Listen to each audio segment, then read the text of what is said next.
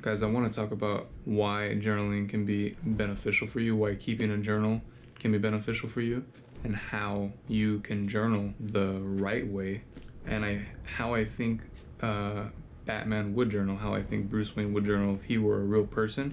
We've seen him do it in the movies now with the release of the new Batman film. We see him journal, so we know that he would, but even if we didn't see that, I already would have thought that Bruce Wayne would be the type of person to hold some kind of journal, some kind of record of events, reflections, and things like that. So to start off, I think journaling is a great way to track our progress. Since we're looking to self-improve, then obviously I think it's super important to be able to have real tangible progress as to where we were before. If we start journaling and then we look back on some of our older entries, we can see what has stayed the same, what's changed. And if we write down our goals, short-term and long-term, we can see what helped us move towards those goals, and we can also see and reflect on what maybe didn't help us, maybe what pushed us away from those goals, maybe what got in the way. So I think if I had to compare it to something in the fitness world, I would say that it's almost like progressive overload, because when you're talking about progressive overload, you're talking about tracking down your workouts, tracking down the weight you're using in order to progressively overload your muscles and heed better results over time. In the same way, when we journal for long periods of time and we look back at those older entries, we can see and keep track of how we're improving, what we did to improve, what didn't help us improve, what held us back, things like that. So I think it's a great opportunity for reflection, and that is super, super important, I think, and something that I definitely think Batman would do.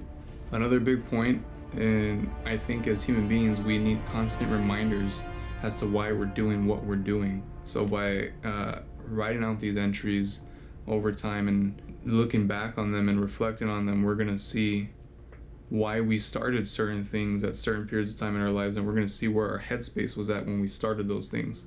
And it's gonna remind us, okay, you know what? I know I said I'm gonna do this, maybe I'm falling off, maybe I'm getting lazy, maybe I'm demotivated, but look where I started, look where I was when I started this. I need to follow it through, I need to see it through, I need to stay disciplined. That's super important for us. We need to be reminded. Every time we watch a video on YouTube or on Instagram, a short clip, those motivational reels, those motivational shorts, those motivational videos, even movies, motivational movies, it's a hit of motivation, but that doesn't last very long. And reflecting on where we were before and seeing where we are now, that in and of itself is I think a more powerful sense of motivation. It's almost more disciplinary, because you're seeing it over time how much you've stuck it through, and it's reminding you to just keep sticking it through another day, another day, another day, until eventually you're going to see the results that you want in whatever field you're trying to progress in. At the end of the day, maybe you'll try it and maybe you'll find out that it's not for you, but at least you can say you tried it. I'm a big believer in, thinking, hey, you know what, that wasn't for me, but at least I tried it. I had an open mind and I gave it a shot. So if you give it a shot and you find out that, hey, it just doesn't work for me, it just doesn't do it for me, it's not something that I think helps me, then that's fine. But if there's even a small chance, and if the goal here is self-improvement, then I think we should all try things that even have a slight chance of helping us get better in some way. So if you are feeling confident and you feel like, you know what, I want to try it, where do I start? And I think that's a great question, because I had just wrote a blog about this. I started a newsletter, an email newsletter. I posted that on my channel, but I haven't promoted it in a video yet. But I started an email newsletter. Go subscribe to that if you'd like. The link is in the bio.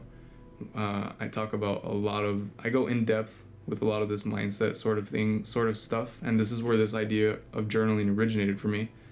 And I started this I posted my first post, sent out my first email, and the topic was journaling because it had to do with why I started the email newsletter. That newsletter for me is almost a sort of journal slash reflectional, like a blog, like a posting of it's me reflecting, it's me diving deeper into topics that I have ideas and I want to write about them in further depth. And that's why I started the newsletter. So I made that first post, and it had to do with journaling. And I got a really great comment on that first post. The reader was stating that he wants to journal, he wants to start journaling. He likes the idea of it, but he doesn't know where to start or how to keep it up. He says, "Can you please make a YouTube video or a post giving detailed instructions on how to journal? I would love to learn from you. I think it would be very helpful for me and for others who want to start to improve their journaling practice." And I love that he said journaling practice, because I do think that journaling is something that takes practice. You have to work at it and get better at it and refine it over time. He says that he always derailed due to lack of clarity on what and how to write.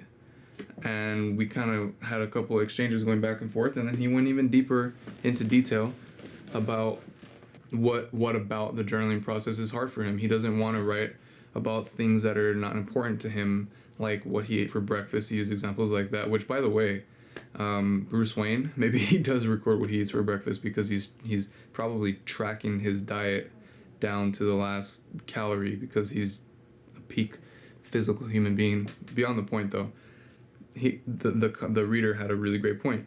That's not important to everybody. I don't write down in my journal what I have for breakfast, so what should we be writing down? I think writing down your short-term and long-term goals is the first thing you should do. And throughout the days, you should write down the things that, like I mentioned before, the things that you did that day to help you progress towards those goals. But also mark down what you did and reflect in your head on what didn't work, what held you back from moving towards those goals. So I think I would journal in accordance, in relation to the goals that I've written down for myself. I hope that makes sense. What I'm trying to say is only write down what's important to you in relation to your goals, if that's how you want to journal. Maybe you do want to record what you have for breakfast. Maybe your journal is literally a layout of how your day went, hour by hour. I've seen people do that. I've seen people journal in just a more, it's less of a format, and it's kind of just, they're just spilling out their thoughts and emotions. They had some sort of day, and they just need to get it all off their mind and put it on the paper, and kind of just, it's kind of like a mental release for them, and that could work too. And you can do some sort of combination of those things, and that's what I think that we see Bruce Wayne do in the movie. If you see his monologue, if you hear his monologue, he's very much, he's not recording, he's not just recording events, he's recording his emotions, he's recording his thoughts, he's recording his reflections. And that's so important, because we see, that's such a big part of his character in the movie, because we see how that changed when you see the first monologue and we see the second. At the end of the movie, the beginning of the movie, he writes one way. At the end of the movie, it's a totally different character writing in those pages, because he's changed, because and the only way we get to see that is because we heard the first one. Do you get that? We see how much he's progressed because we heard the first reflection. That's what we need to do. We write these down, we make these entries, because later on we're going to look back at the older ones and we're going to see how it changed. We're going to see essentially our own character development in real time. It's pretty incredible if you think about it. And so that's why I think you should journal. You should try journaling, give it a shot. And that's how I think we can do it like Batman, because like I said, we saw how he did it. We saw the development over time. We saw the reflection. Personalize it, make it yours. The good thing is that how I journal doesn't have to be how you journal. As long as you're trying and making an effort, you're going to refine it over time and you're going to get better at it. You just got to practice it. And that's pretty much it. I hope you guys enjoyed what I had to say here. I hope this video was helpful to you. If you have any feedback, if you have any ideas, any comments, please let me know. If this is something that maybe you want to see more often, please do let me know. Appreciate it. Take care. Have a great night.